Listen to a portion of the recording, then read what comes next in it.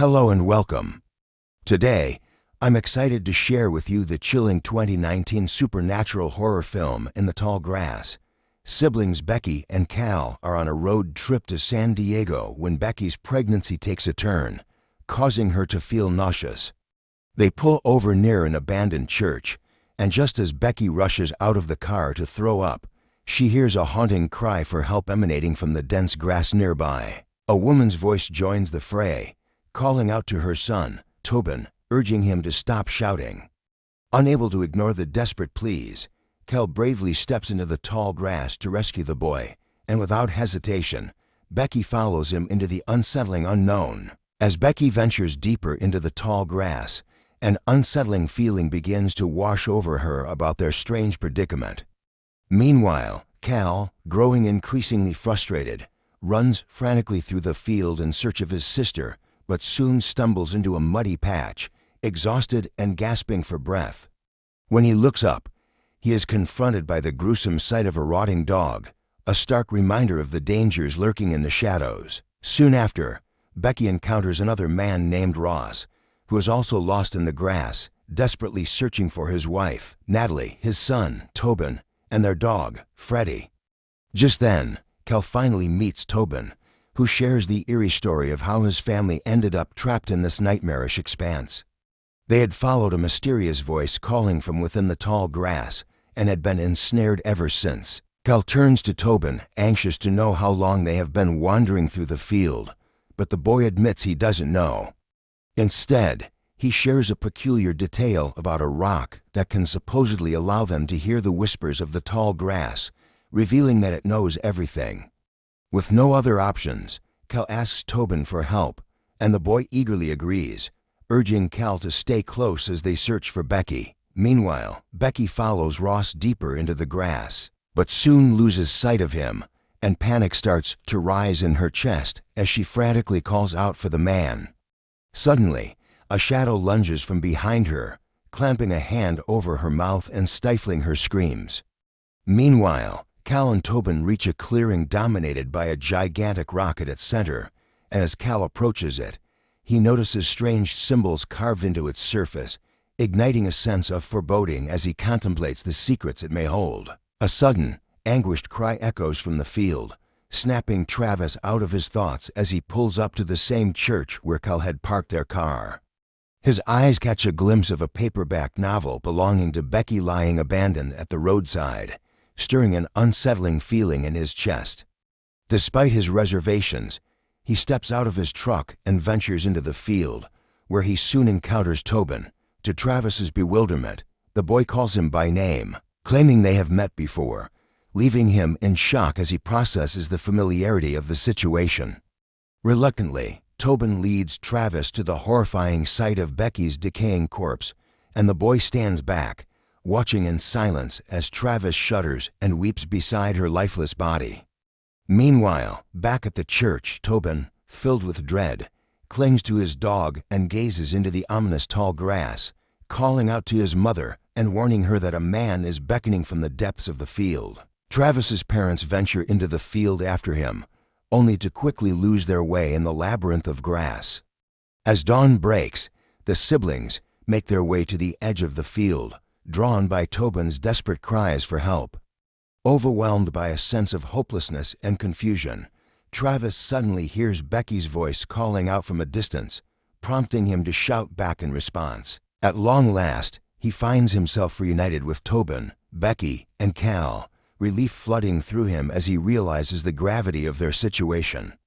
With a heavy heart, Travis informs them that they have been missing for 2 long months, the weight of time lost hanging heavily in the air as they grapple with the nightmare they have endured. Suddenly, their conversation is shattered by a phone call, and a distorted woman's voice emerges, delivering a chilling warning that sends shivers down their spines before the line abruptly cuts off. Despite the unsettling interruption, they press on, but then Becky screams in agony as blood begins to drip from her thighs, a vivid reminder of the terror surrounding them. Overwhelmed by a horrifying vision of death and sacrifice that floods her mind, the images are so gruesome and unsettling that they cause her to lose consciousness. leaving her siblings to grapple with the harrowing reality of their situation as they struggle to understand what is happening around them. Ross suddenly appears, guiding them back to the clearing where the imposing rock stands, its presence heavy with an unsettling energy. As the atmosphere grows increasingly ominous, Ross gazes in awe at the entity before them, proclaiming that the key to their escape lies in touching the rock. Just as the tension thickens, a woman emerges from the tall grass. It's Natalie, Tobin's mother. Instinctively, she shields her son, her protective instincts kicking in as she urgently warns her husband to stay away from them, a palpable sense of fear radiating from her as she confronts the eerie situation unfolding around them. As Natalie glances at Becky, she gasps in horror, insisting that she has seen Becky before and that she was dead. Ross quickly intervenes, trying to reassure Natalie that she must be confused. Meanwhile, Becky doubles over in agony, clutching her stomach as another haunting vision floods her mind. In this nightmarish glimpse, she sees the grass people, their forms grotesque and unsettling, alongside Ross, who now appears with milky white eyes and a sinister smile that sends chills down her spine, deepening her dread about the reality they are trapped in. As Ross turns his back on them, Travis seizes the moment, tackling him to the ground and throwing a flurry of punches. However, Ross quickly regains the upper hand, brutally breaking Travis's shoulder with a swift movement. In the chaos, Natalie shouts for her son to run, but in a tragic twist, she is ensnared by her deranged husband. In a horrifying climax, Ross finally loses all restraint, tipping over the edge of sanity as he crushes his wife's head with his bare hands, a gruesome act that seals the fate of their fragile family in a chilling moment of despair. Panicked and desperate, the group races back into the tall grass, with Freddie guiding them toward a nearby building. As they reach safety, Travis turns to Becky, offering an apology, but his frustration spills over as he lashes out at her brother. Cal, fed up with the mounting tension, retaliates with a sharp punch to Travis's face, but their altercation is abruptly interrupted by the deafening sound of Ross pounding on the door, his rage palpable. Without wasting another moment, the group scrambles up to the top of the building, barricading the door behind them in a frantic bid for safety as they brace themselves for the chaos that lies ahead. Cal and Travis catch sight of Freddie, the dog, as it wanders through the desolate parking lot, a fleeting glimmer of hope amidst the chaos. Just as suddenly as he appears, Freddie vanishes, only to reemerge on the main road near the church, prompting Travis to deduce that this must be their escape route. However, their brief moment of clarity is shattered when Ross manages to force open the door behind them, a menacing reminder of the danger lurking just moments away. With adrenaline coursing through their veins, they scramble down the fire escape, driven by the urgency to reach safety before Ross catches up with them. Ross quickly closes the distance to Cal, seizing him by the shoulder and unleashing Cal's worst fear that once the baby is born, he will be left behind, while Travis and Becky forge a new life together without him. Panic surges through Cal, and he breaks free from Ross's grip, darting back into the field in a desperate bid for escape. However, Ross is relentless, tackling him to the ground, and as Cal turns to his side, he is met with the horrific sight of his own mangled corpses, their soulless eyes staring back at him, reflecting his deepest anxieties. A final, bone-chilling dread washes over him as Ross tightens his grip, choking the life out of him in a horrifying culmination of his worst nightmares. Travis stirs awake, his heart pounding as he returns to the field, desperate to find Becky. Beaten and bruised, he expresses his gratitude to her for fighting to keep their baby, affirming that the child deserves a chance at life. Just then, Ross lunges from the shadows, grabbing Becky from behind, eliciting a gasp of terror from her. Though exhausted and frightened, Becky summons every ounce of strength she has left. Her eyes dart to a pair of scissors lying on the ground.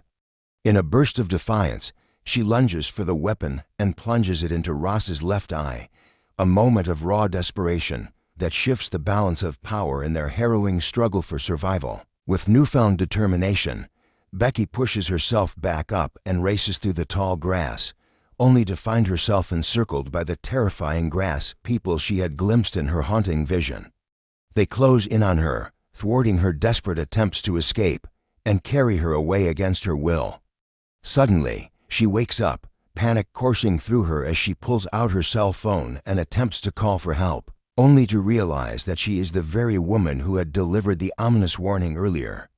Just as pain surges through her, she drops her phone, and her gaze is drawn to the carvings etched into the rock, which chillingly depict the prophecy of her own pregnancy, a grim foreshadowing of the fate that awaits her and her child. The ground trembles and splits beneath Becky, exposing the twisted roots lurking beneath the rocks. To her horror, she discovers thousands of babies, both dead and alive, writhing in the roots below, their cries echoing in her ears as they plead for help. Overwhelmed by the sight of what appears to be the fate of her own daughter, Becky screams in terror. With a final, desperate push and a heart-wrenching cry, she succumbs to unconsciousness. As the full moon bathes the scene in its eerie glow, she awakens, disoriented and dazed. Cal hovers over her, feeding her something, and when she asks what it is, her brother calmly replies, "It's just grass," a stark reminder of the grim reality they are trapped in. As blood drips onto the ground, a chilling realization washes over Becky: something is terribly wrong. Turning her head, she is struck by the horrifying sight of her dead daughter, the grim truth dawning on her that Cal has been feeding her the baby all along. Frozen in terror, she whips back around, only to find that Cal has transformed into Ross, the very man who has haunted her nightmares. Just then, Travis appears, rushing to Becky's side near the ominous rock, desperate to pull her from the depths of despair that threatened to consume her. Travis, fueled by desperation, taunts Ross to come out, and a sinister grin spreads across Ross's face as he appears from the shadows, landing a powerful punch that sends Travis sprawling to the ground. Just as Ross pins him down, Travis manages to regain control, kicking Ross off him and scrambling to his feet. However, Ross quickly recovers, retrieving a jagged bone from the mud and slamming it into Travis's face, followed by a brutal stab to his stomach. In a moment of sheer determination, Becky rises with her last ounce of strength and strikes Ross's right eye, creating a brief window of opportunity for Travis to retaliate by smashing Ross's face against the rock, each blow echoing their fight for survival. As the struggle escalates, Tobin watches in horror, his heart racing, as Travis finally manages to strangle his father to death. Overcome with grief, Travis clutches the lifeless body of his girlfriend and sobs uncontrollably, the weight of his actions crashing down on him. Glancing back, he realizes there's only one way out of this nightmare, and with determination, he places his palm against the surface of the ground. In that moment, he is gripped by a powerful vision, the darkness swirling around him as he confronts the consequences of the horror he's endured. As Travis's eyes roll back, he becomes entranced by the hundreds of paths that could lead them to freedom, and with determination, he guides Tobin toward one of the escape routes.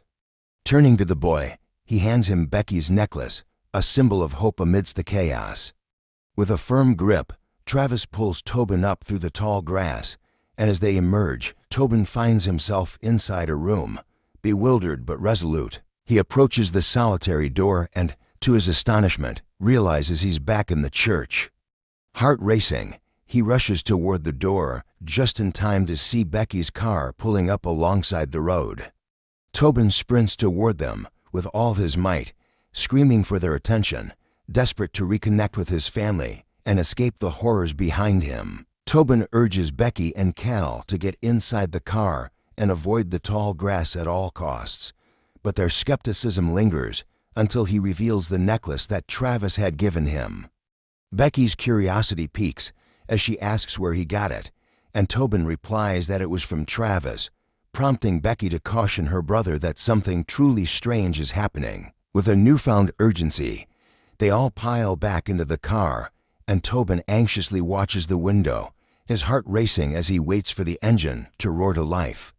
Sensing the rising tension, Becky instructs Cal to turn back and take Tobin to Topeka, while, trapped within the field, Travis smiles faintly, feeling a sense of peace as he collapses onto the ground, resigned to his fate. Knowing that Becky and his baby are safe and sound brings Travis a deep sense of peace.